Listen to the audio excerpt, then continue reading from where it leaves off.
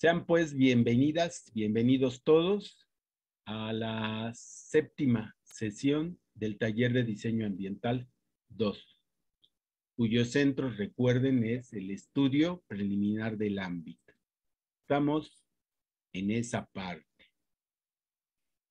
Y permítanme entonces comentarles lo que en esta sesión 7 vamos a abordar.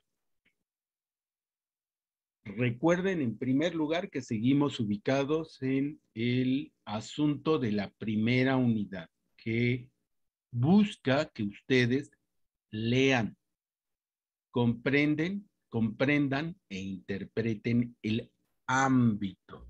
Es decir, que puedan entender lo que expresa la imagen urbana. Ahora vamos a utilizar también la palabra paisaje, la imagen urbana en un determinado lugar. Y a partir de eso puedan ustedes desarrollar pues una propuesta de su mejoramiento. Muchos elementos de eso ya lo hemos visto a través de las anteriores sesiones. Vamos a hacer un repaso. La sesión 6 sintetiza ya muchos aspectos que hemos visto. También vamos a hacer una visitada a nuevos elementos y recordaremos otros del análisis del ámbito, del desmenuzamiento que hemos hecho ya del ámbito de estudio, con el ánimo de entenderlo a mayor profundidad. Abordaremos también casi al final de esta sesión la tarea 2. Recuerden que es establecer alternativas, 3 por lo menos, y los criterios de selección de esas alternativas los estaremos mencionando en el punto 2 y otros ustedes los tendrán que ir desarrollando con su propuesta. Asimismo, también estaremos ya empezando a dibujar para hacer la configuración de la forma, de las 3 formas, de las 3 alternativas que tienen que ver con la tarea 2. Bueno, eso es lo que estamos viendo el día de hoy, así que en pocas palabras, un repaso, un estudio más a fondo del análisis del ámbito y 3, estaremos explorando ya cómo hacer eso de la configuración de la forma y presentación de las alternativas de trabajo que nos pide la tarea 2. Pues entonces avancemos, compañeros, en esto que tenemos como nuestra agenda de trabajo para el día de hoy. Avancemos con el repaso. ¿Qué vamos a ver en este repaso? Bueno, primero el enfoque que ustedes deben de seguir teniendo claro que estamos viendo como enfoque, como manera de abordar, como modelo teórico, como una especie de lentes que nos ayuda a entender la realidad, los sistemas complejos. Insistir en que manejen los conceptos con su definición adecuada: ambiente, ámbito, entorno. Insistir en el asunto de que hay una estructura en el ámbito y esa estructura se manifiesta o se hace visible en eso que llamamos imagen urbana y que hoy también ya le vamos a agregar otra manera de cómo se conoce como paisaje, que es la palabra que utilizan los arquitectos del paisaje, los geógrafos e incluso los psicólogos ambientales. Entonces, estamos insistiendo en el asunto del análisis del ámbito. Avancemos, pues. En relación a los sistemas complejos, recuérdense que hemos dicho que un sistema es un conjunto de elementos que funcionan como una unidad. Es complejo, dijimos, porque son diversos los componentes en sus características, pero también son diversas las relaciones que tienen esos componentes entre sí, pero además son diversas en magnitud y en tipo los niveles de relación entre esos componentes.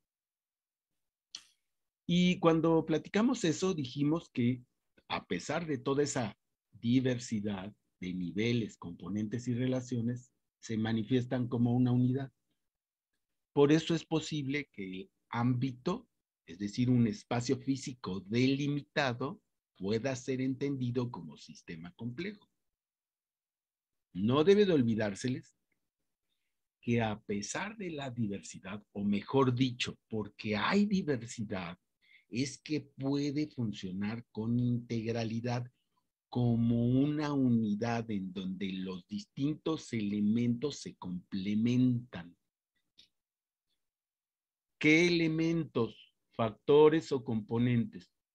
Pues los que vamos a continuación a ir comentando, pero que hemos utilizado la palabra determinantes para caracterizarlos.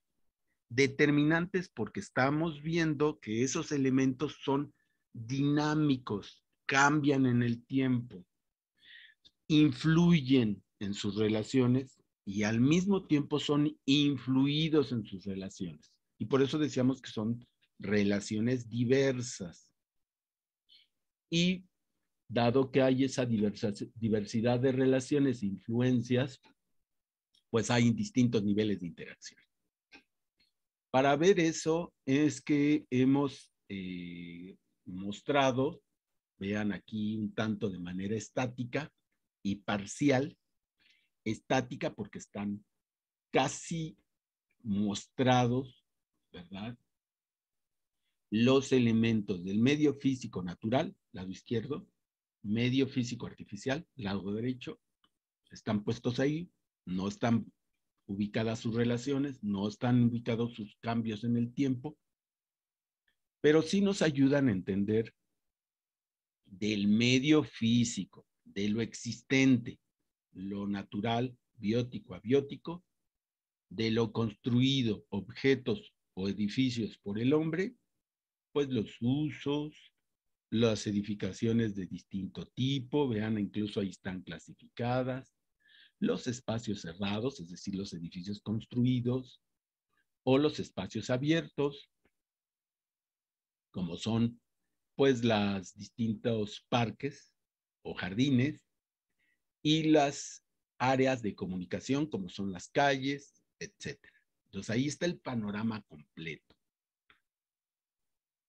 Nos hace falta mencionar en ese panorama completo los factores sociales, es decir, el cuerpo biológico, con sus maneras de comportarse, pensar, con sus valores, a lo que llamamos factor sociocultural, ¿verdad? Nos hace falta mencionarlo, pero en la definición de ambiente de parte del Consejo Internacional de la Lengua Francesa, pues ellos sí los consideran y consideran que eso es ambiente porque la actitud del ser humano es una actitud pasiva. Se deja influir, se deja afectar en lo físico, fisiológico, psicológico o en cualquier otro aspecto, en lo inmediato o a largo plazo, se deja afectar por todos esos componentes que hemos mencionado. Y por eso utiliza la palabra ambiente. Es distinto cuando hablamos de entorno, pero antes, ya dijimos que los componentes tienen una ubicación, una localización. Ahí en nuestra imagen los edificios están ubicados en una determinada situación y los árboles también. Entonces los componentes tienen una ubicación. Eso supone un orden. Y esas tres cosas suponen unas relaciones. Considerados componentes, orden, ubicación e interrelaciones, estamos describiendo el concepto estructura. Vuelvo a insistir.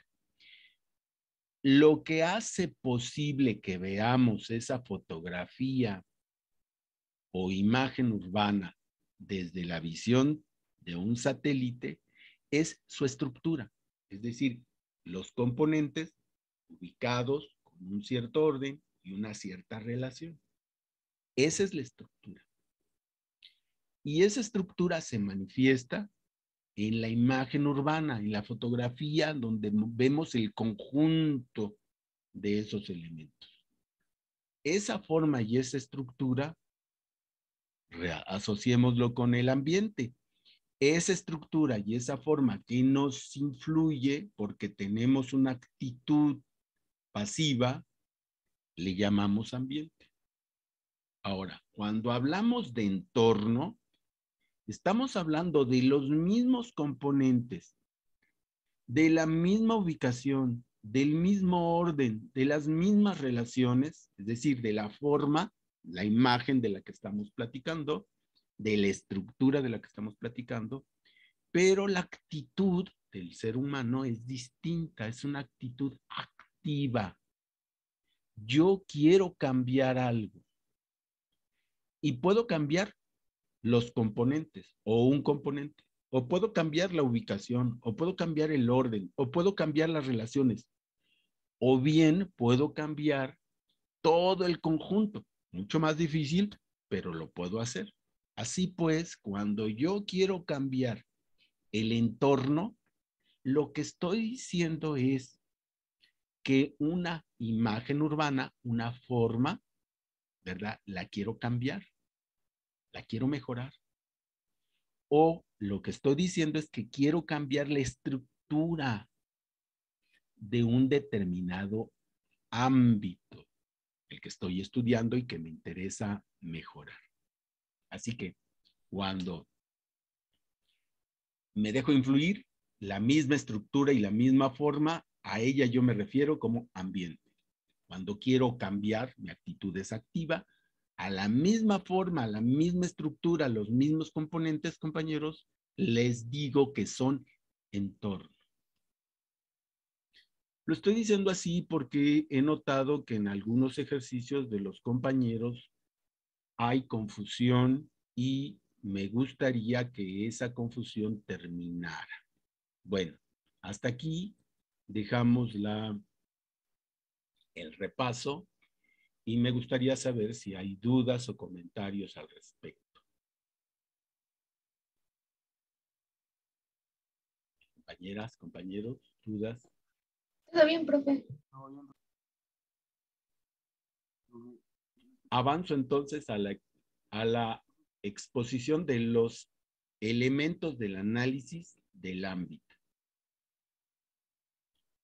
Fíjense, hasta ahorita, como primera etapa del estudio preliminar, hemos estado platicando que el análisis, en otra forma de decirlo, desmenuzamiento del ámbito, ha tenido que ver con que nosotros, en primer lugar, establezcamos qué queremos hacer como imagen objetivo, establecer qué queremos hacer como objetivos específicos y nuestras metas, y hayamos realizado una determinación del ámbito y el entorno en su escala ubicación, delimitación del área, los componentes, las relaciones, y estemos entendiendo cómo se está dando la configuración de la forma en ese ámbito.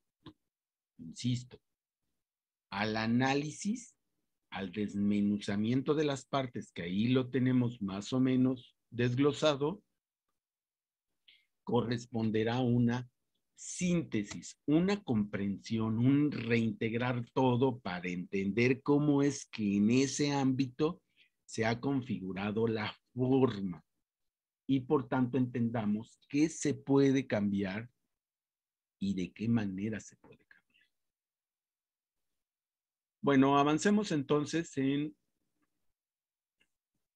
primero mencionar que este texto, ojalá lo hayan buscado en los archivos del Teams, es importante, ahí se dice, lo que aquí yo estoy resumiendo, ahí se dice con mayor detalle y mayor claridad.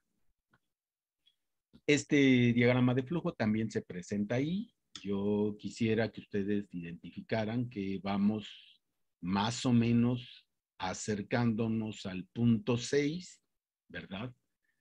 Cuando hagan la primera entrega parcial, lo que estarán entregando es cómo realizaron todos los anteriores pasos del 1 al 6, al 5, perdón, lograron entender el problema y están presentando soluciones.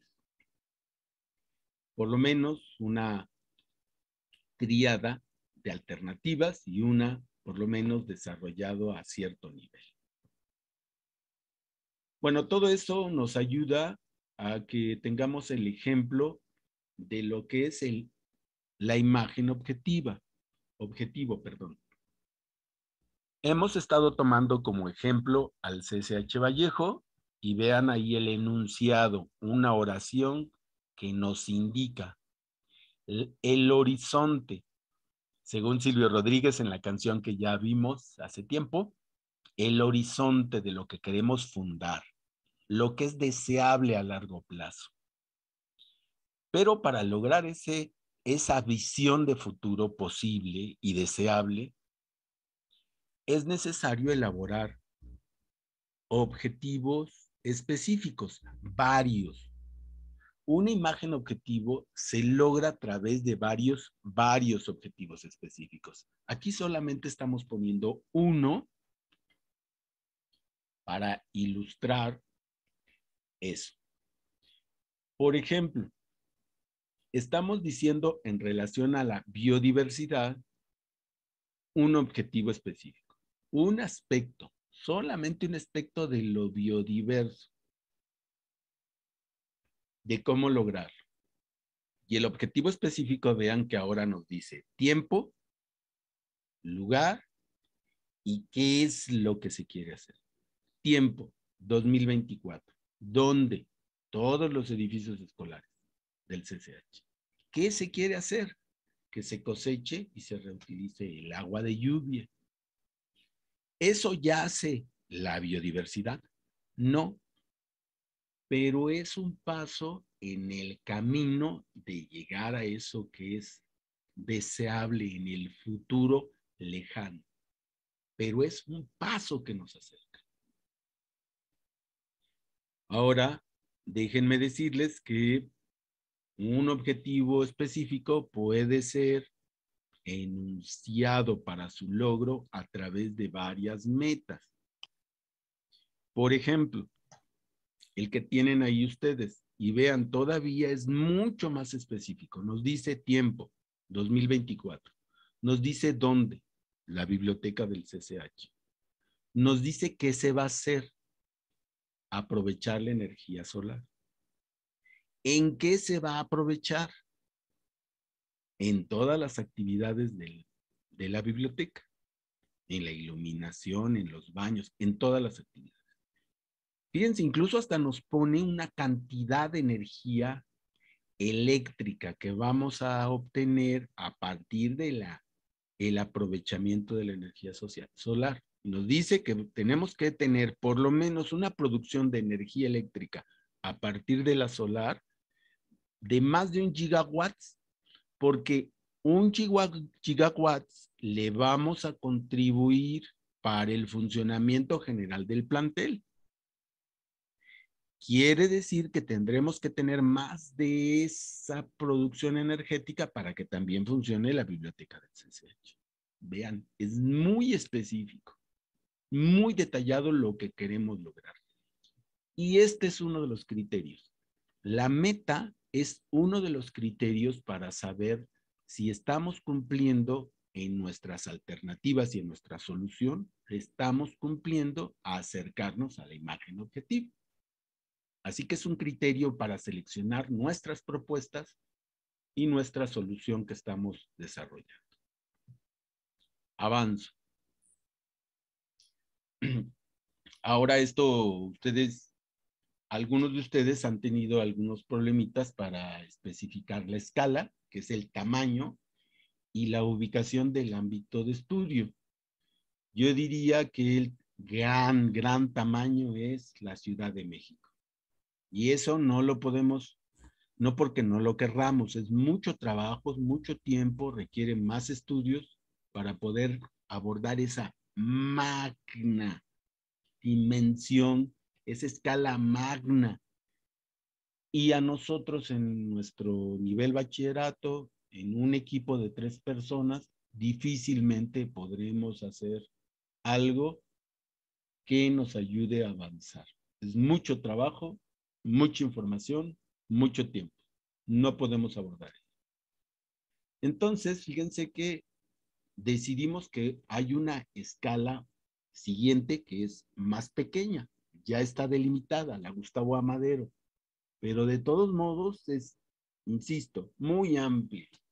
Por eso, en la Gustavo A. Madero decimos, bueno, está la colonia Magdalena de las Salinas. Eso ya todo es menos grande, la escala es mucho más adecuada para nuestro trabajo y nos ubica perfectamente, delimita cuál podría ser el ámbito de estudio. De todos modos, para 3 estudiantes o 4 estudiantes en un equipo es grande.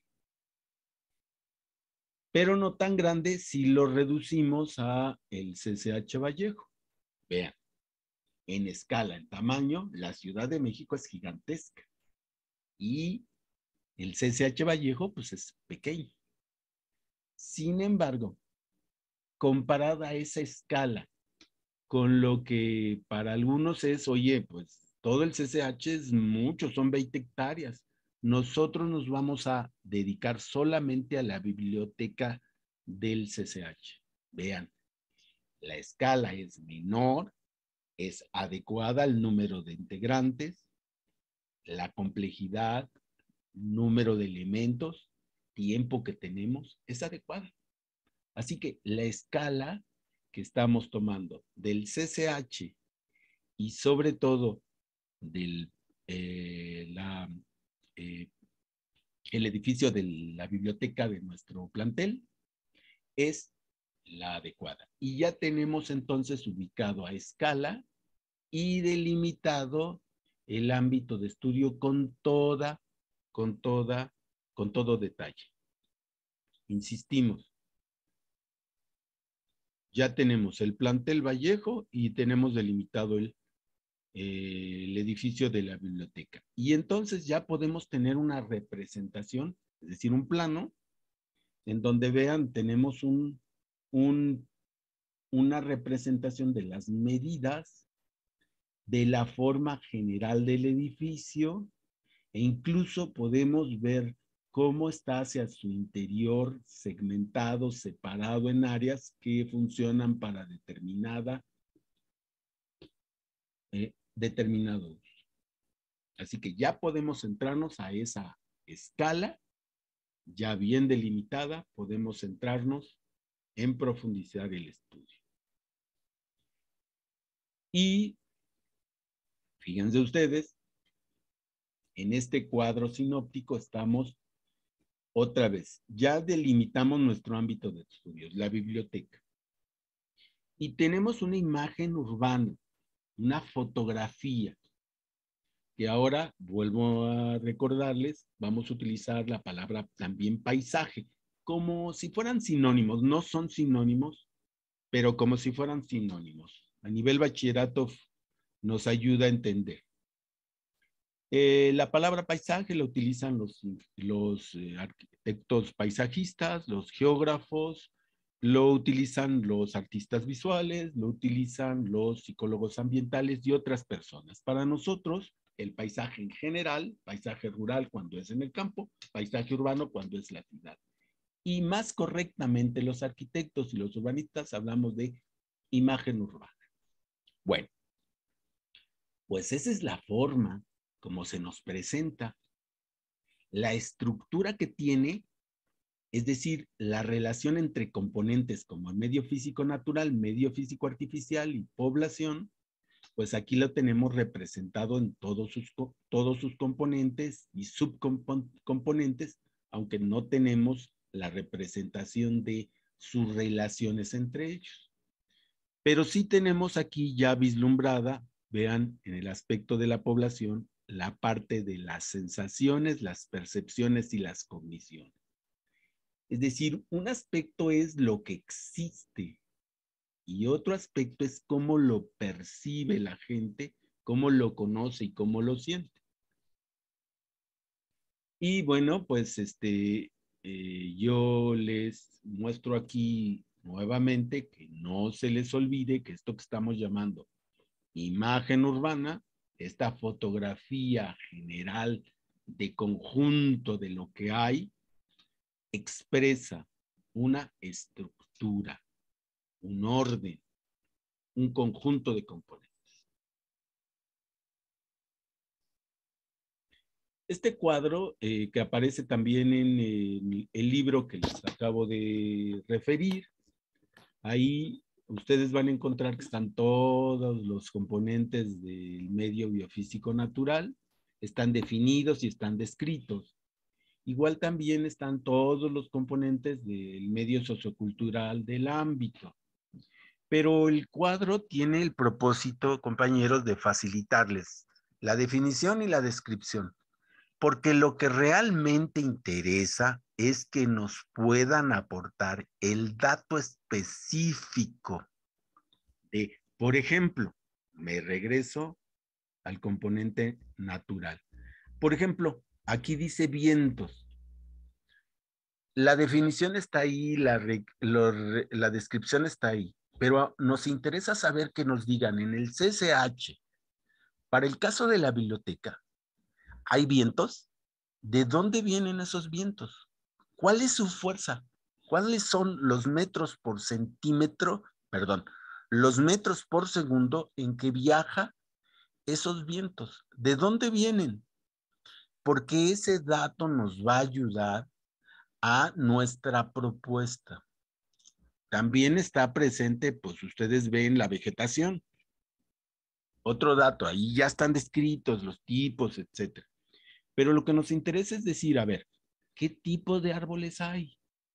¿Son jacarandas? ¿Son eucaliptos? Nos interesa saber. Y si son eucaliptos, ¿qué dimensión tienen? ¿Están sanos? ¿Están enfermos? ¿Hay muchos? ¿Hay pocos? ¿Hay árboles que podamos decir que pues, están muertos? Vean, no nos interesa tanto la definición y la descripción como el dato específico.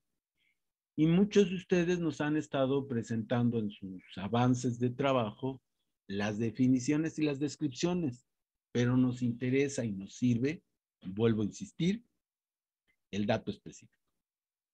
Si alguien dice, bueno, es mucho, yo les diría, concéntrense en 5 o 6 datos que necesitamos. Primero, tipo de suelo. Es muy importante el tipo de suelo. 2, ¿cuánto sol cae en el CCH Vallejo o insolación? 3, milímetros promedio anual y temporada máxima de lluvias que caigan en el CCH Vallejo. 4, vientos. 5, vegetación y animales que pudieran haber en el ámbito de estudio. Y por último, ¿verdad? Necesitamos saber los edificios y la población, qué cultura tiene la población de la que estamos platicando. Le vamos a dar un acento evidentemente a los componentes naturales del ámbito y vamos a tener un estudio un poco menor de los componentes socioculturales, aunque también son muy importantes, pero no nos da tiempo para hacer todo eso. Por eso es que les insisto en esos 6 aspectos que son relevantes. Avanza.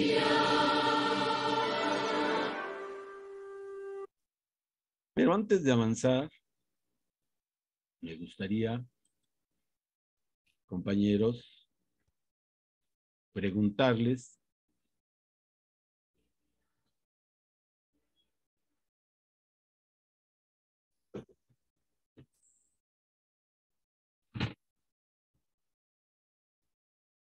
antes de avanzar, me gustaría preguntarles, ¿cómo la ven? ¿Cómo vamos? qué dudas estamos teniendo en este aspecto. Bueno. Compañeras, compañeros. ¿Me escuchó? Profesor, ¿no me escuchó? Perdón, no escucho la pregunta.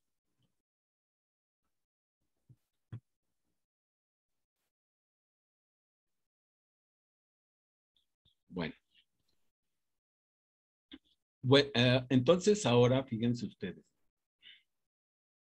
Pasamos del análisis, o sea, separar, ya vimos los componentes.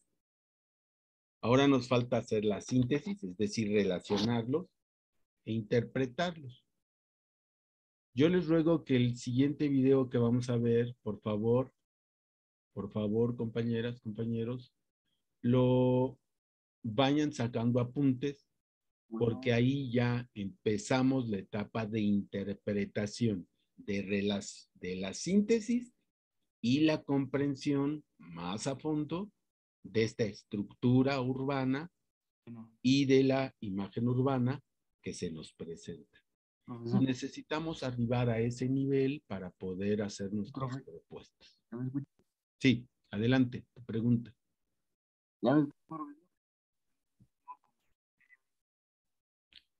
No te escucho, Daniel. ¿No? A ver, más fuerte, por favor.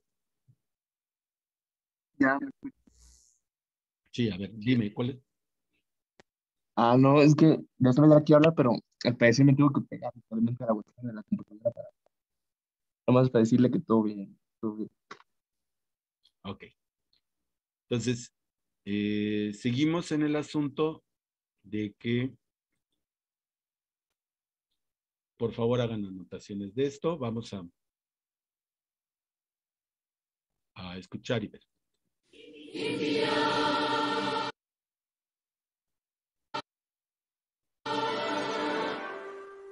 Una de las líneas de investigación más interesantes en psicología ambiental se refiere al estudio de cómo percibimos, categorizamos y organizamos los paisajes. El paisaje constituye uno de los temas de investigación más interesantes en el ámbito de las ciencias ambientales actuales. Concretamente a los psicólogos nos preocupa mucho estudiar cómo la gente percibe, categoriza, clasifica y siente en un paisaje. El paisaje es, en realidad, el conjunto de estimulación escénica que una persona recibe y que procede de características biofísicas, ecológicas y de estimulación del entorno. Por ejemplo, el clima, la humedad, la luz constituyen elementos característicos de un paisaje que tienen un fuerte impacto en los sentimientos y emociones que tal paisaje produce. El segundo conjunto de elementos son las propiedades ecológicas o de contenido del paisaje. Se trata de describir si en un paisaje predomina el agua o la vegetación frente, por ejemplo, a paisajes extraordinariamente secos o desérticos o paisajes completamente deforestados. Y el tercer tipo de elementos que caracteriza un paisaje son lo que los psicólogos llamamos las propiedades colativas. Las propiedades colativas en realidad son propiedades que no son ni del paisaje ni del sujeto que percibe el paisaje. Son propiedades que describen la relación entre el sujeto perceptor y el paisaje mismo. Así, por ejemplo, la propiedad de la novedad. La novedad no es una característica del paisaje. El paisaje ha existido desde hace mucho tiempo, tal y como nosotros lo contemplamos, pero es nuevo para una persona. La novedad, por ejemplo, es una cualidad que describe la relación entre un paisaje y el sujeto que lo percibe. Como decía, este tercer tipo de propiedades lo llamamos propiedades colativas. Son muy importantes para describir nuestra reacción y nuestra respuesta emocional ante el mismo paisaje. De hecho, algunos especialistas consideran que son las propiedades colativas como la novedad, la sorpresa o la congruencia de un paisaje los verdaderos elicitadores de estados emotivos. Cualquier persona sabe que un paisaje produce estados de ánimo. Contemplar un paisaje boscoso, forestal, produce unos sentimientos distintos a los que produce contemplar un paisaje desértico, con escasez de agua y sin apenas vegetación visible. Los estados emotivos están muy influidos por los paisajes que percibimos. De hecho, podríamos decir que en gran medida somos los paisajes que habitamos. Sentimos el paisaje como una extensión de nuestro propio yo y vivimos el paisaje como una extensión de nuestra propia área de desempeño psicológico. En la investigación de paisaje se han acuñado dos conceptos importantes. El primero de ellos es la hipótesis de la biofilia. Intenta explicar esta hipótesis de qué depende que un paisaje nos guste.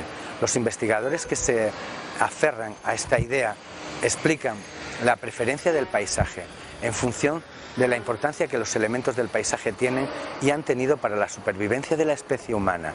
Por tanto, el juicio estético sobre el paisaje no sería un juicio explicable cultural u ontogenéticamente, sino más bien un juicio explicable filogenéticamente. Así, por ejemplo, hay autores que dicen que la preferencia generalizada que en prácticamente todas las muestras en las que se ha estudiado se tiene por los paisajes con vegetación o de agua se relaciona en realidad con la importancia estratégica que tanto el agua como la vegetación han tenido para la supervivencia de la especie. El segundo conjunto de hipótesis sobre la preferencia del paisaje se relaciona con lo que en psicología ambiental denominamos el modelo informacional. En este caso, esta teoría explica la preferencia del paisaje por el tipo de experiencia perceptiva que cada paisaje provoca. Así, esta teoría describe que hay 4 propiedades importantes en la explicación de la preferencia del paisaje. Estas son la complejidad, es decir, el grado en que un paisaje contiene una gran cantidad y diversidad de estímulos, la legibilidad, el grado en que en un paisaje resulta fácil orientarse y este paisaje ofrece al sujeto perceptor accesibilidad visual, la coherencia, el grado en que un paisaje y los elementos que lo componen están ordenados, dando lugar a una disposición lógica y fácilmente aprensible, y por último la cuarta propiedad es el misterio, el grado en que un paisaje contiene no solo información explícita, sino información prometida.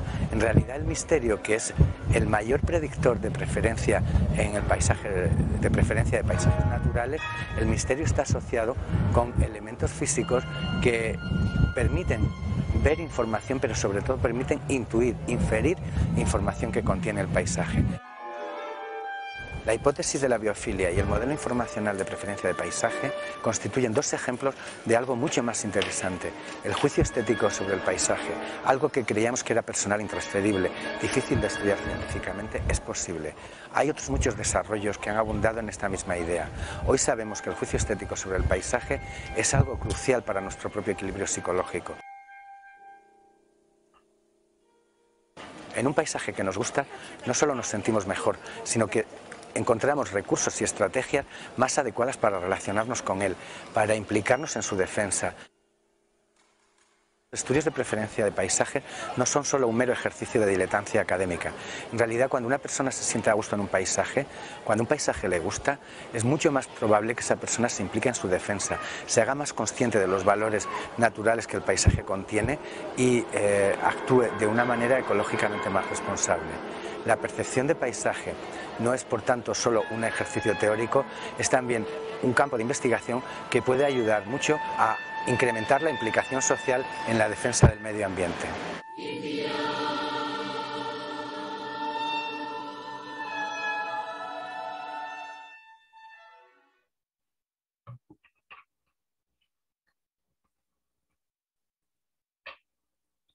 Espero que les haya gustado el video. Y ahora me gustaría que remarcáramos 3 ideas. 3 ideas. Porque eso nos va a enlazar en la manera en que tenemos que identificar, comprender e interpretar nuestro ámbito de estudio. ¿Me escucho hasta aquí bien, compañeros? Sí, profe. Sí. ¿Sí? Ok. Entonces, fíjense qué dice Antonio Corraliza.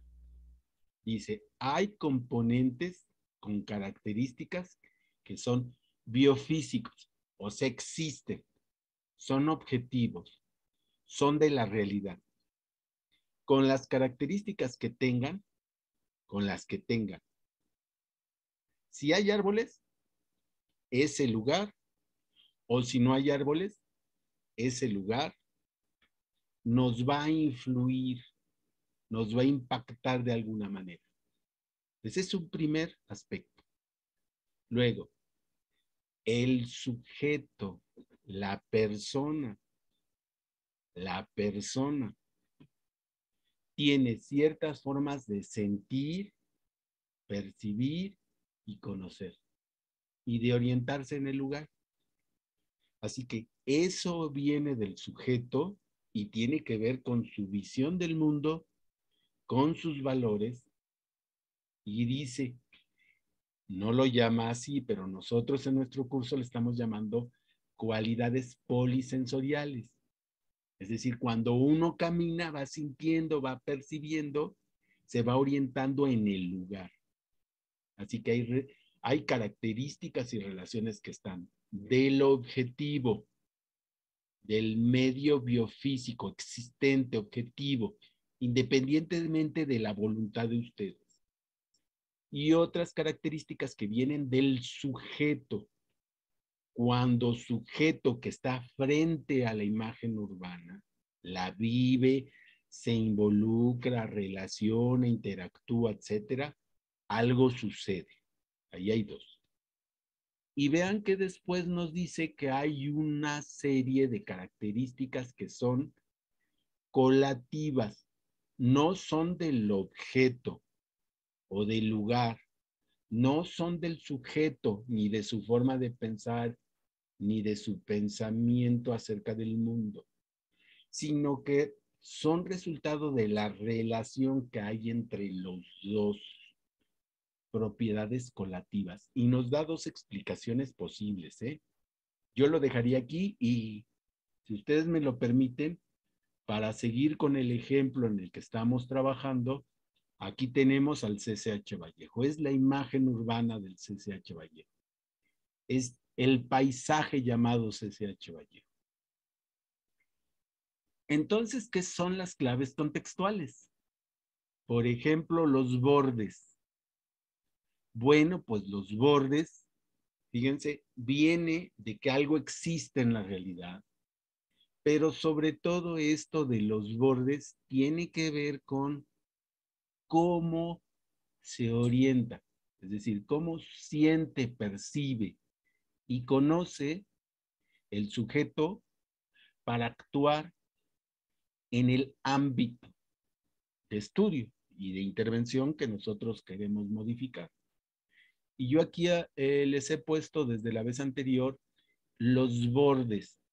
Y algunos compañeros me pusieron como bordes los límites de su lote. Fíjense, con lo que expliqué antes, se entiende que aquí estamos teniendo en el CCH algo que podríamos decir la colonia universitaria para la parte norte de la Ciudad de México. Lo voy a decir de otra manera. El barrio estudiantil de bachillerato, llamado CCH Vallejo, es el barrio, es la colonia universitaria. Y estamos poniendo los bordes. Pero ese no es nuestro ámbito de estudio. Nuestro ámbito de estudio es la biblioteca del CCH Vallejo. Pero yo necesito saber cuál es el borde, cuáles son los límites de este barrio universitario llamado CCH Vallejo. Para quienes quieren hacer un proyecto, una propuesta para su casa, ¿cuáles tendrían que ser los bordes? Pues los de su colonia. Esos son los bordes que nos interesan. ¿Hasta dónde llega su colonia? Y eso nos ayudará a entender, aquí vemos las líneas en azul, cuáles son las sendas, es decir, los caminos con los cuales llego a mi colonia, que está delimitada por los bordes, transito dentro de mi colonia, sendas, caminos que me permiten transitar, ir a un lugar o a un espacio o a un edificio dentro de mi colonia. El ejemplo que tenemos en nuestra pantalla es del CCH Vallejo, de la primera flecha del metro Central Camionera a la entrada Puerta 3. De la Puerta 3 a la explanada central. De la Puerta 3 al edificio Eñe y de la Mediateca al edificio, a la explanada central. Son los sendas, caminos de tránsito. Y ustedes tienen que localizar en su colonia cuáles serían las sendas. Otro concepto que no han estado muy claro en la manera en que lo han estado aplicando es el nodo. Vean, ahí tenemos dos nodos. El nodo es un punto de confluencia. El nodo es un punto al que llega el sujeto, pero son muchísimos los que confluyen ahí. Por ejemplo, cada término o inicio de turno, la puerta 3 es un nodo, porque ahí entran y salen los estudiantes, profesores y trabajadores. La biblioteca es otro nodo. Cada que termina o que empieza un turno, la gente va a sacar libros o a entregar libros. Otro nodo es la explanada central, en la que nosotros vamos a convivir, tenemos actividades, etc. Y por último, es muy claro que cada cierto tiempo, pues se concentra muchísima población del plantel en la mediateca. Son nodos. Ejemplo de nodo en la ciudad. Al sur, por ejemplo, el metro CU, porque ahí llega muchísima gente en camiones foráneos, en el propio metro, en combis, en vehículos a pie, en distintos medios. Confluye mucha gente. Lo mismo en el caso de al norte, el metro La Raza. Perdón, el metro Indios Verdes. Son nodos. Ahora veamos el caso del hito, que es un edificio al cual, o un lugar al cual yo no me acerco, no entro a él, pero es una referencia. ¿Qué me quiere decir esta referencia? De ubicación. Por ejemplo, si alguien está buscando el edificio W en el CCH y le dicen, bueno, pues ¿dónde está el W? Bueno, pues pregunta por el Ciladín, está a un ladito. El Ciladín es un edificio muy conocido porque difiere mucho de los otros edificios del CCH y es un hito, una referencia.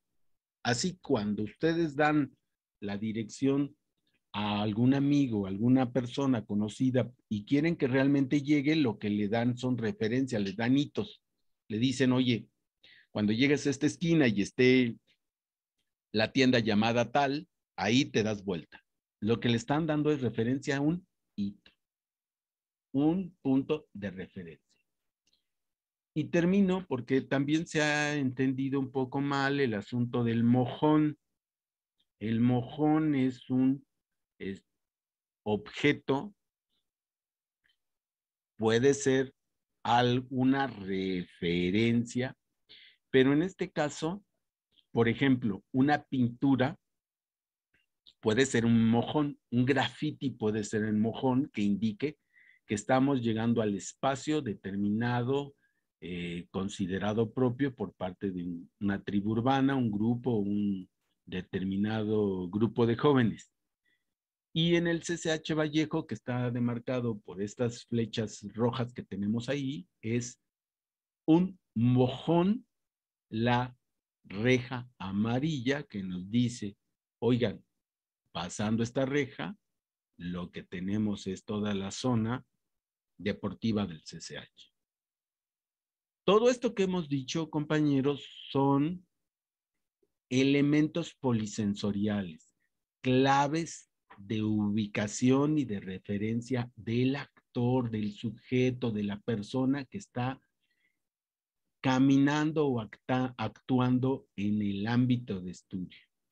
Así que necesitan ustedes reubicarlo, redefinirlo y retrabajarlo en muchos de los trabajos que me han entregado. termino esta parte diciéndoles que dentro de las propiedades colativas, por ejemplo, la novedad, nuestro CCH es interesante porque para quienes vienen de Catepec, una zona en donde no hay arbolados ni áreas verdes, pues resulta el CCH Vallejo de gran novedad. Pero quien vaya a la zona natural protegida de CU, se va a dar cuenta que pues realmente el CCH Vallejo no tiene novedad. Es un conjunto de árboles enfermos, bajitos, mal desarrollados, pero no hay variedad ecológica, de tal manera que hubiera novedad, interés, color, texturas, distintas formas, y fuera mucho más agradable esta área vegetal que existe en el CCH Vallejo. Bueno, entonces, estos elementos que hemos estado refiriendo son otros criterios como la novedad y la complejidad que nos ayudan a definir, son criterios que nos ayudan a definir el tipo de propuesta que vamos a hacer y desarrollar nuestra, de esas una. Bueno, vamos a avanzar y si ustedes me lo permiten, me gustaría saber si hay...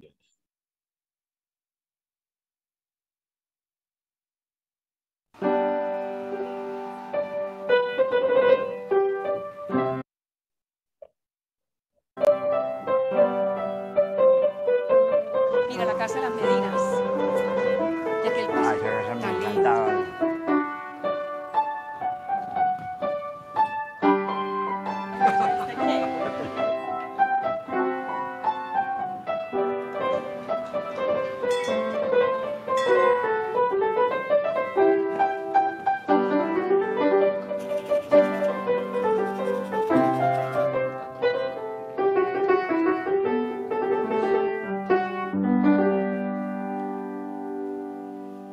Yo siento que tengo mis raíces aquí. Es el nido donde yo me he formado y donde he crecido y he tratado no solamente de ser, más que todo de ser humano. Y el lugar donde se vive no se piensa. El inveterado regreso a una arquitectura que me emocionó, a unas misteriosas edificaciones laberínticas.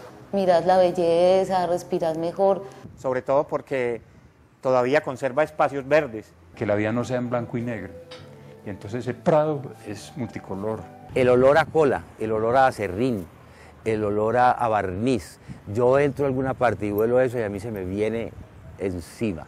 Pues es que el espacio es fundamental. Pues si vos te das una caminadita nomás en Prado, te relajas. Desde que entraba por Prado, yo ya sentía la calma y apenas entraba a esta casa, era una especie de bálsamo, de un lugar que lo protegía a uno y lo cuidaba. Siempre he estado buscando un lugar así para mi vida.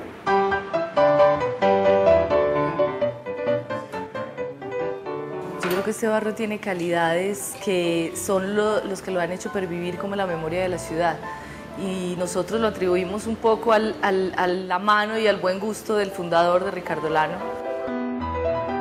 Empezó con pie derecho, ¿no? Es el barrio que cuenta lo que fue un momento de auge, de transformación económica de la ciudad, de consolidación del comercio y surgimiento de la industria, encarnado en personajes que decidieron venirse a habitarlo, a transformarlo, a dar una imagen, a acomodarse a un referente europeo. Entonces ellos se contaminaron de una vida muy europea, y después empezaron a reflejarla en toda el sentido que le dieron a su vida. Se podría pensar que Ricardo Lano y los que fundaron, hicieron a Prado, pensaban que si la gente de Medellín no podía ir a Europa, ellos sí podían traer una muestra de Europa y construirla aquí en Medellín. El ideal pues, que tuvo Ricardo Lano hacer una especie de pequeño sitio parisiense en Prado, toda esa leyenda pues, de que su hijo se casó con una condesa. Por la situación de Prado y por todo su vida, podemos deducir cómo sería más o menos una carta astral de Prado. Entonces, yo diría, Prado tiene de todas maneras una tendencia a ser cultural. Entonces ya nos estaría dando un enfoque, como Prado está en Medellín, la posición del Sol no cambiaría, sería Escorpio, con una tendencia a buscar su punto verdadero de origen, que es la situación del punto cero, que es donde convergen las coordenadas de longitud y latitud, y que le da una fuerza especial a ese punto. ¿Por qué esa gente se sintonizó? ¿Qué pensaba? ¿Qué creía? ¿Cuál era su filantropía? Era una seguridad como de pertenecer a una élite intelectual y económica. Eran cómplices, había una conspiración entre ellos para poder hacer aparecer lo que eran las necesidades de Medellín, que era el acueducto, el alcantarillado, el cementerio, el hospital, ¿cierto? Toda la obra de lo que se llama infraestructura en urbanismo. Pero aquí esta relación interhumana, de esta capacidad de complicidad y de fiesta y de alegría, eso es lo que es lo urbano, lo verdaderamente eso es lo urbano. Esta casa es una casa que tiene cerca de 70 años. De acuerdo a la información que me dieron, perteneció a la familia de don Jesús Mora, que era un comerciante muy próspero aquí en Antioquia, y después pasó a la familia Santa María, la familia de Monseñor Santa María, el monseñor de la Iglesia de la Candelaria en el Parque de Berrío.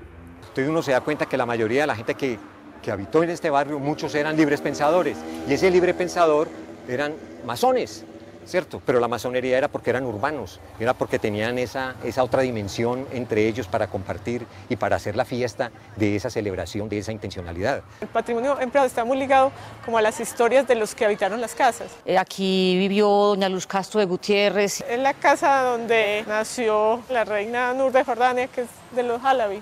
Aquí vivió la familia Restrepo Santa María. Aquí vivía una muchacha que se llamaba Lina Restrepo, una monita de ojos azules, la cosa más hermosa del mundo. La familia Gómez Martínez, Zuleta, Ferrer, en fin, los grandes personajes que transformaron la historia de la ciudad. Se van a morir de risa los que nos conocían. Vea este par de metidos de montañeros. Ay, sí, de verdad.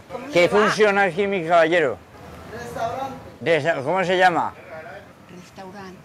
¿Quién iba a pensar?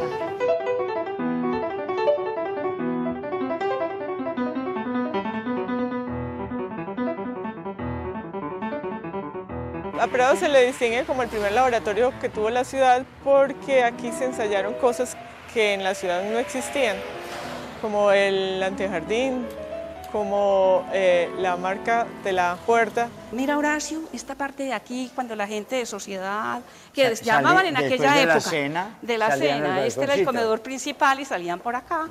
Se vuelve a tener como un sentido del campo cuando se hace esa relación entre los árboles, la calle, que era como el signo de la modernidad, y la casa. Encontramos, por ejemplo, unas citas en las memorias de Ricardo Lano, donde en 1925-24 él empezó a hacer los sembrados para poblar entonces dice, he sembrado 1 millar de pimientos y guayacanes para arborizar el Prado.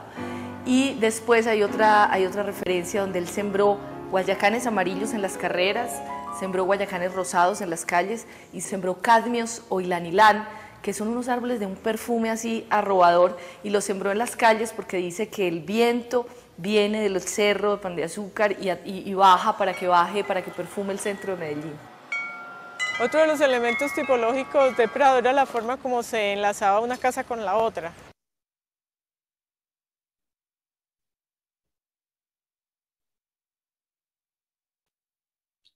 Vamos a avanzar entonces ahora con el punto de la exploración de la forma.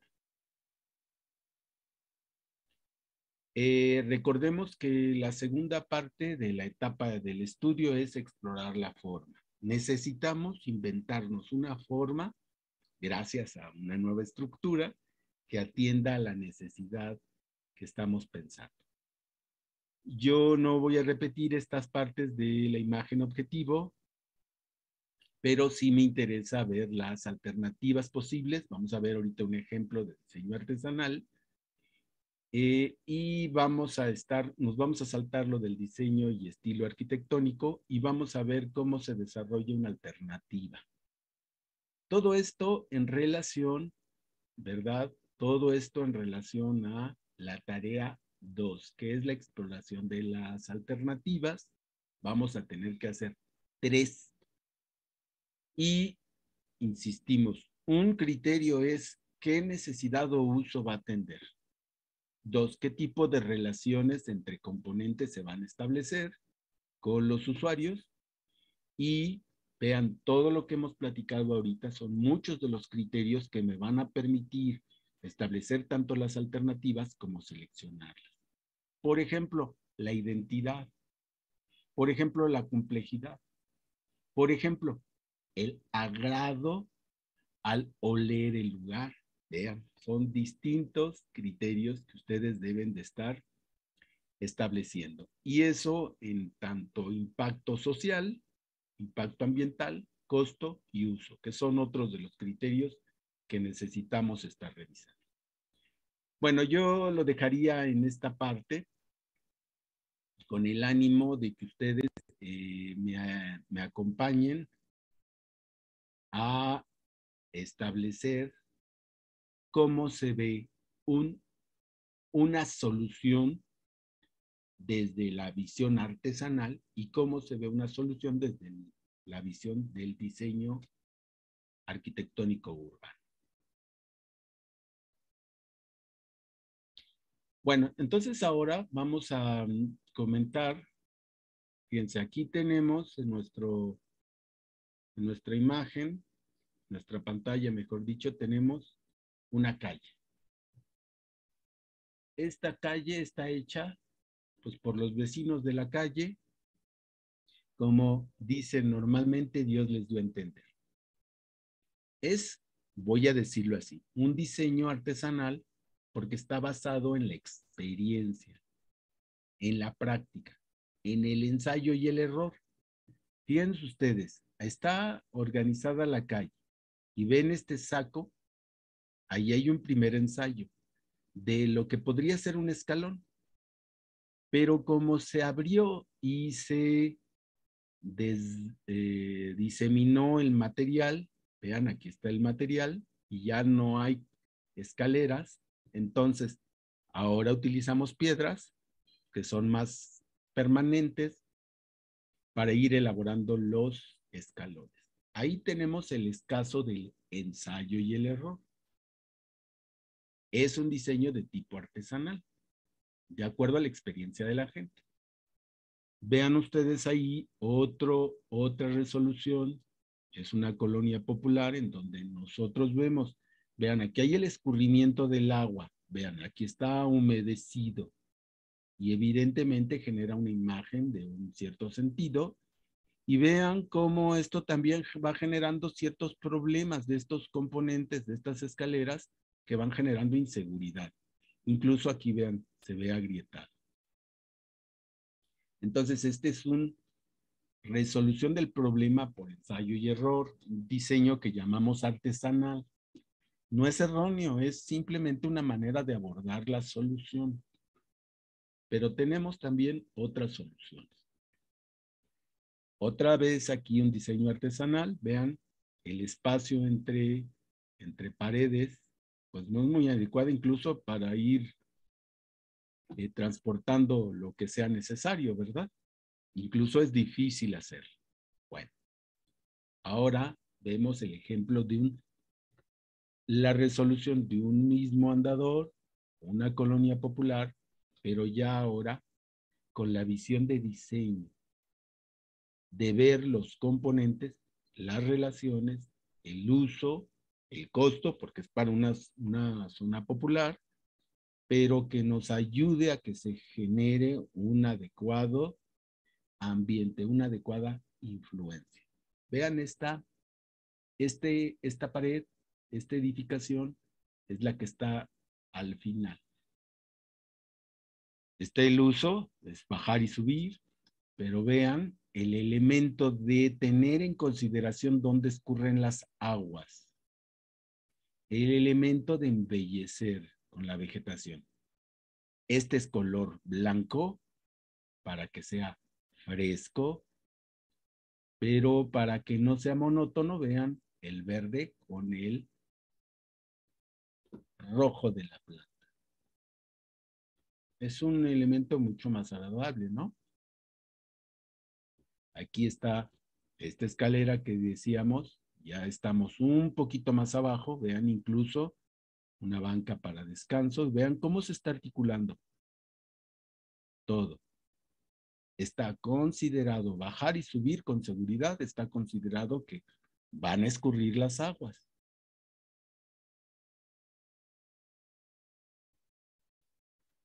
Todavía más abajo. Aquí hay una intención de más largo plazo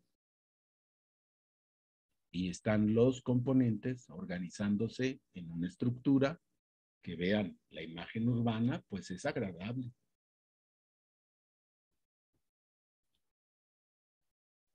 Bien, nos está mostrando ya.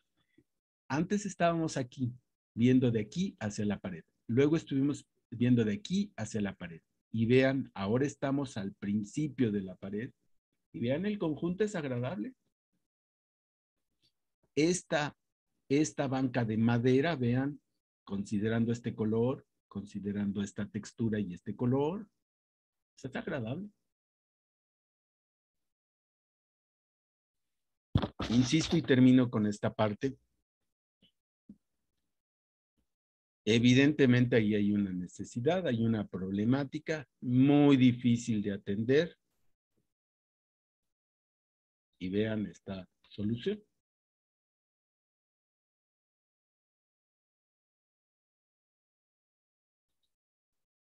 Creo que incluso podríamos estar viendo diseño artesanal. Ya el diseño de ustedes podrían hacer perfectamente esta propuesta. Con todos los elementos que ustedes ya tienen hasta este momento, pueden perfectamente hacer esta propuesta. Y vean cómo se mejora el lugar donde vive la gente. Muchas colonias populares tienen esta situación. Mucho mejor, ¿no? Mucho más agradable.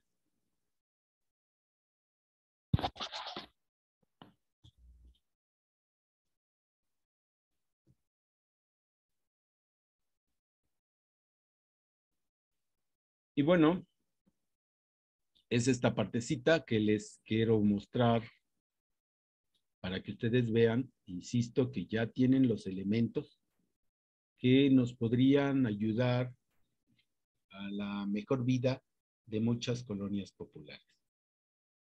Pero, de todos modos, en este diseño artesanal por experiencia y error, o un diseño más arquitectónico, urbano, más pensado, más científico, más previsto con las etapas del estudio preliminar que hemos estado platicando y que ahora vamos a trabajar con más detalle en la segunda, la exploración de la forma, creo que podemos tener mejores resultados. Así que, compañeras, compañeros, permítanme ahora arribar a cómo vamos a dibujar, es decir, cómo vamos a configurar posibles alternativas. ¿Cómo vamos a explorar las alternativas con el dibujo? Así que pongan su material porque vamos a dibujar, aunque sea unos minutitos. Vimos los elementos básicos del diseño. Y entonces, el semestre pasado vimos que esos elementos básicos del diseño son varios. Dijimos línea, punto, formas geométricas o formas orgánicas, color, textura y otros. Yo voy a empezar con un ejercicio muy elemental.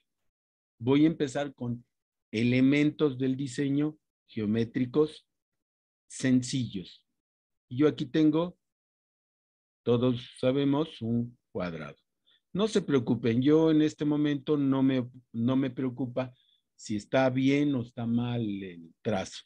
Me interesa que ustedes identifiquen que ahí hay un elemento del diseño.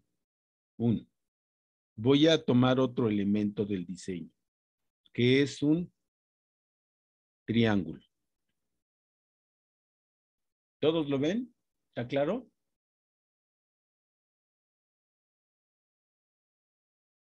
Por favor, confírmeme, compañeros. Sí, está claro, profesor. Sí, profe. Bien. Luego, nosotros necesitamos tener en esta situación lo que llamamos los principios ordenadores. Los principios ordenadores son reglitas de juego, reglitas que me permiten ir configurando, creando, formando nuevas cosas. Así que yo voy a poner una primera, que es la unión. ¿Qué voy a hacer? Fíjense, tengo aquí mi cuadrado y le voy a unir el triángulo en un cierto punto.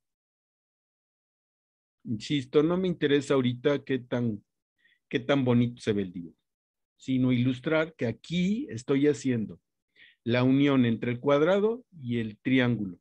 Y vean que estoy formando una nueva cosa, algo diferente. Este es otro principio. Voy a hacer otro principio, que es, yo tengo el cuadro, espero que se vea con claridad, tengo mi cuadro, y al cuadro le voy a yuxtaponer o encimar el triángulo. Lo voy a encimar aquí. ¿Qué me resulta con eso? Fíjense, al cuadro le encimo, yuxtapongo el triángulo. Y aquí voy a sustraerlo, es decir, lo voy a quitar. Cuando hago eso, ¿qué me queda? Pues me queda esta parte.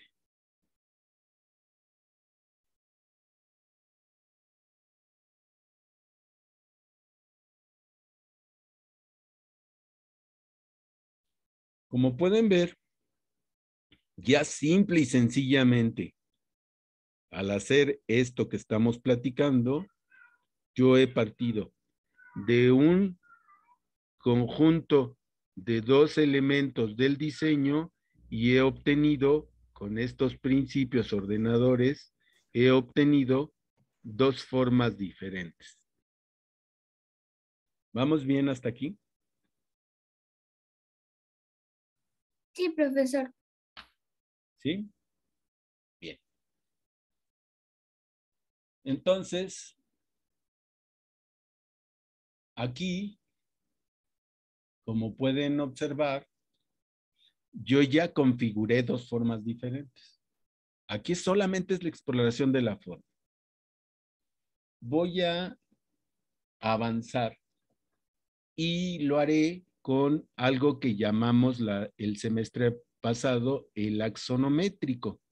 Yo estoy trazando la línea vertical que me define al axonométrico junto con su línea horizontal que me ayuda a delimitar. Espero que se vea con claridad. Voy a remarcarlo un poquito más. Ahí está mi eje, vertical y horizontal. ¿Qué voy a hacer? Entonces, yo voy a tomar una figura, esta figura. Esta es la que me interesa. Y yo le voy a marcar punto A, punto B, punto C, punto D y punto E. He marcado los puntos para poder tener una referencia. Fíjense lo que estamos haciendo. Yo prolongo estas líneas y lo que estoy haciendo es formar dos cuadrados y uno de esos cuadros me permite inscribir adentro el triángulo. ¿Queda claro eso? Estoy utilizando la geometría euclidiana o la geometría descriptiva en sus elementos más básicos para poder ir generando esto que estoy hablando. Compañeros, ¿hasta aquí vamos bien? Sí, profe. Sí. Bien. Entonces ahora fíjense ustedes que vamos a utilizar este punto A, está aquí. Es el punto A. ese punto A nos va a permitir referenciar esta línea. Vamos a ponerla aquí. Esa es esa línea. No importa si este ángulo es mayor o es menor, no importa. Tendrá su relativa con este otro ángulo. Vean, que es mayor o menor, no importa. Lo importante es esta reglita del paralelo. De aquí en adelante, todas las líneas deben de ser paralelas. Voy a marcar otra vez para que se pueda observar la línea. Esta línea. Aquí es A, que es este punto. Ahora, entonces, esta línea tiene que tener su paralelo de este otro lado. Es esta. Fíjense, esta línea diagonal y paralela. Ahí la voy a trazar. Diagonal y paralela. Véanlo ustedes, por favor. Diagonal y paralela.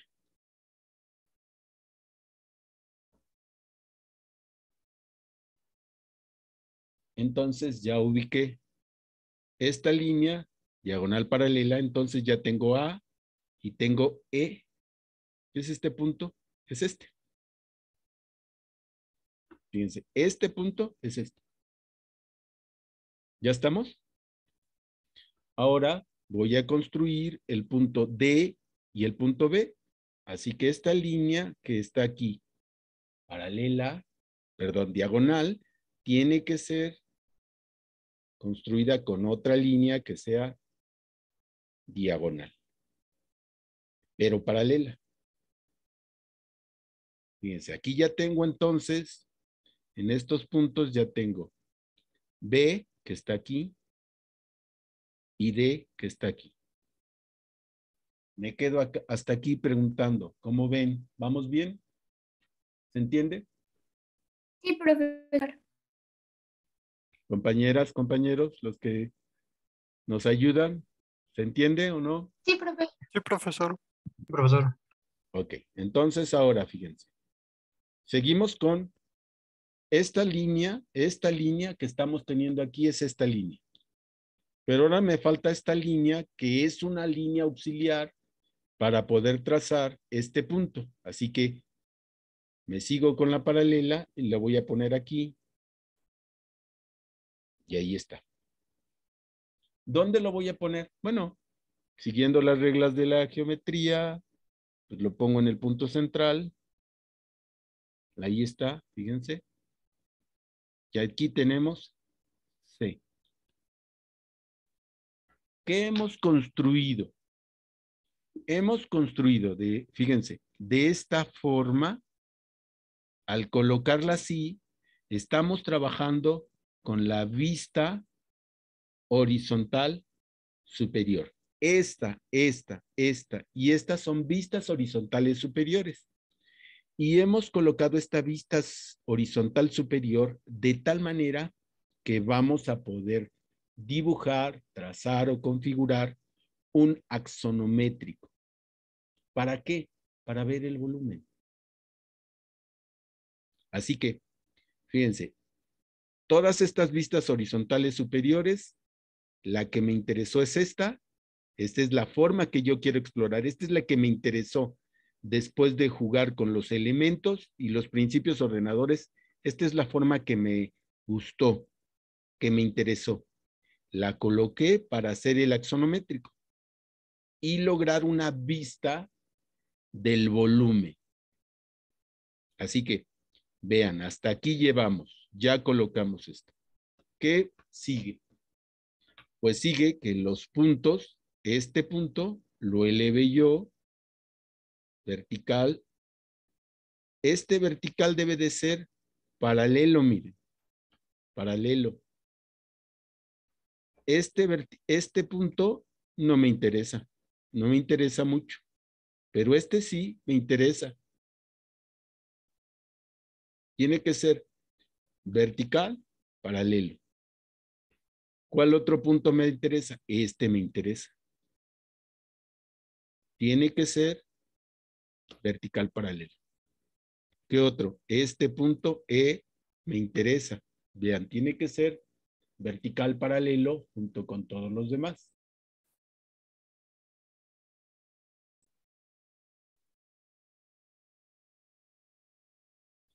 Este ya está aquí. Este punto lo subimos y ya lo tenemos. Hasta ahí. Ahora, ¿qué queda? Bueno, pues establecer precisamente cuál es la altura. Fíjense ustedes que la altura la tomamos sobre este eje. Yo la voy a tener aquí bajita para que nos dé oportunidad. Fíjense, esta es la altura.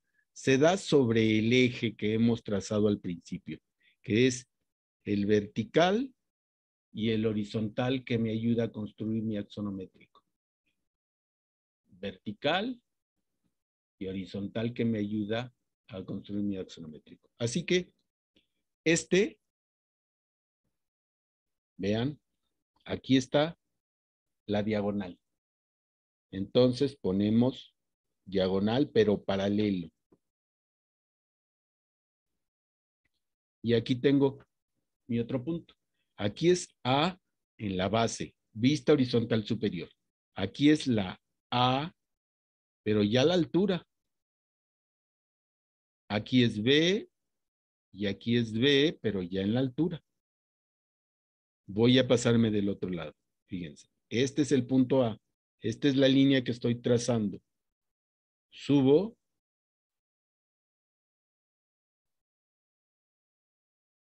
Y aquí me quedo. Al cruce. Entonces, este es E y este es E', es decir, aquí este es punto en la vista horizontal superior, pero este ya es con la elevación, con la altura que a mí me interesa.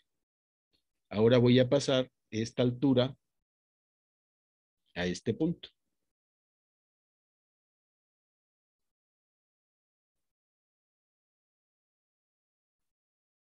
Y aquí ya tengo D a la altura. Compañeras, compañeros, insisto que en este momento no me interesa tanto el punto de si yo dejo bien mi dibujo o no, sino que me interesa el procedimiento. Me regreso un poquito. Vean, ahora voy a unir D con C. 1 D con C y 1 B con C.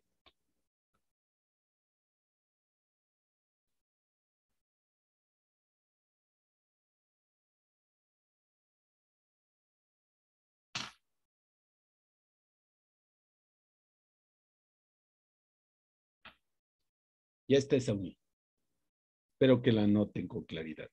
Ahora sí puedo unir a la altura que me interesa. 1 C con D en su altura. Este es su línea horizontal. Los puntos vistos en la línea horizontal superior. Ahora es la línea paralela.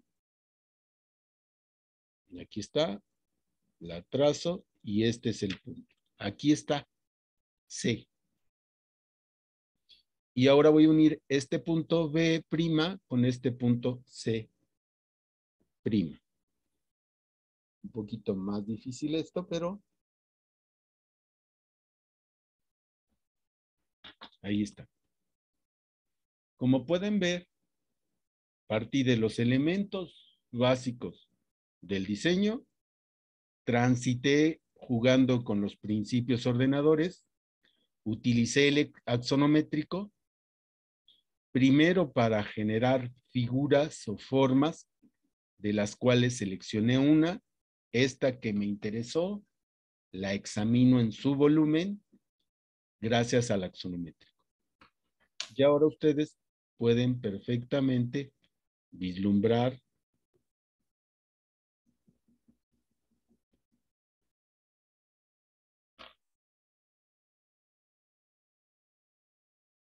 y estamos poniendo color para que ustedes puedan perfectamente distinguir la tapa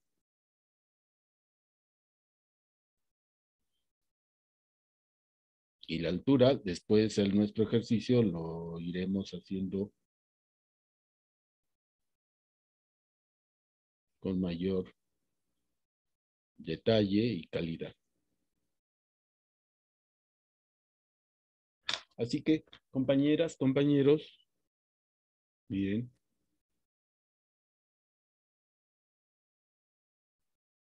Todo esto es lo que me permite a mí entonces decir, ya hice esta. Esta es una primera propuesta. Esta es una primera propuesta. ¿Me interesó? ¿Me gustó? ¿No me gustó? Lo decido. Claro. Todavía no tenemos el detalle.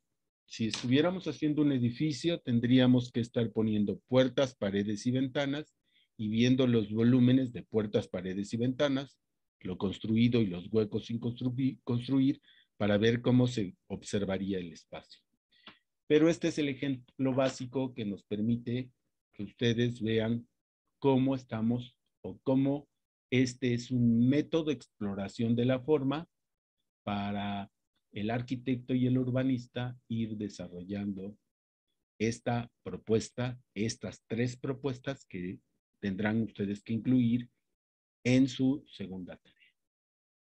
No sé si queda claro, compañeras, compañeros, hasta aquí. ¿Dudas? No, profe.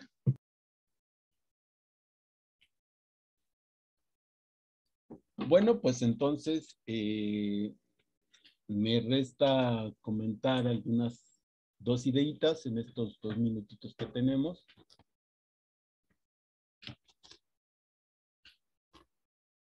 Y despedirme.